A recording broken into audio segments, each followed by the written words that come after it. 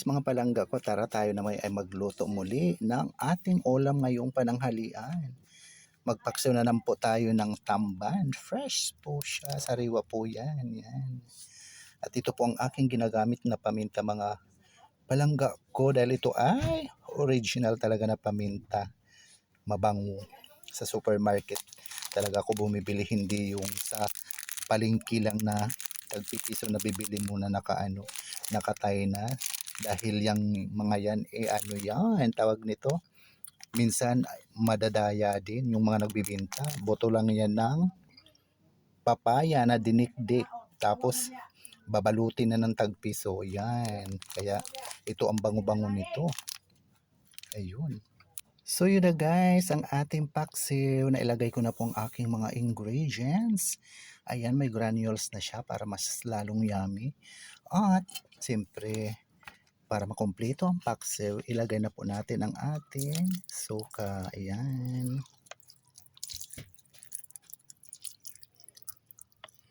Ubos na po natin yan. Ayan. So yun mga palanggam, bango na, suka pa lang, hindi pa yan na isasalang. At isasalang na po natin ang ating paksiw. Yan. Dahil pag maluto na po siya, pag malapit ng maluto, lagyan na po natin ng mantika para manuot yung laman ng mantika sa kanyang laman. Yun.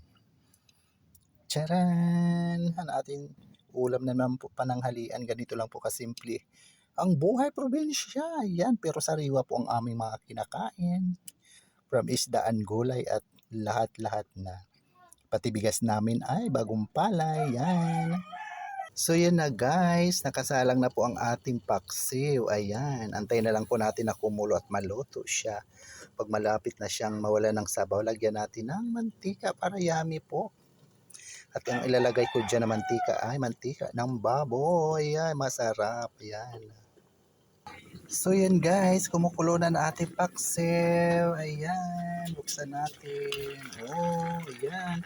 Nangangapit bahay ng amoy. Yummy-yummy na. Ayan. Wow.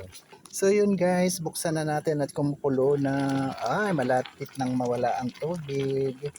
Yung sabaw niya talagyan na natin ng mantika. Yummy-yummy ng amoy. Yun. Yan. So yun guys, lagyan na natin ng mantika ng baboy. Ano? Tulog na tulog ang mantika ng baboy. Ayan, para yummy yan. Oh. Ito pa. Yan, yummy ng ating paksiw. Oh. Yan po ang nilalagay ko sa paksiw ko para yummy ang mantika sa baboy. Yan, mga palanggam, bango na. Yun, yun.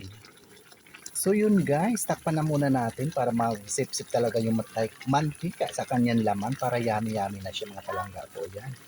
So yun guys, atin na hainin dahil luto na at tayo magsasaing na naman para partner sa ating paksiw ang bagong palay. Sandali, yan. So yun guys, nakasalang na tayo ng kanin. Ayan po ang ating kanin, mapula-pula ang sabaw dahil yan ay bagong palay at red rice yan. So yun, ang partner natin sa ating fresh na tamban na paksiw. Ganun lang po kasimple mga palangga ang buhay namin dito sa probinsya. Muli maraming salamat sa inyong patuloy na pagsubaybay sa aking mga mumunting video sa Ramil Javier Ella Vlog. Thank you so much for watching, sharing, and follow sa aking mumunting account. Love you all guys. God bless us all po. Bye!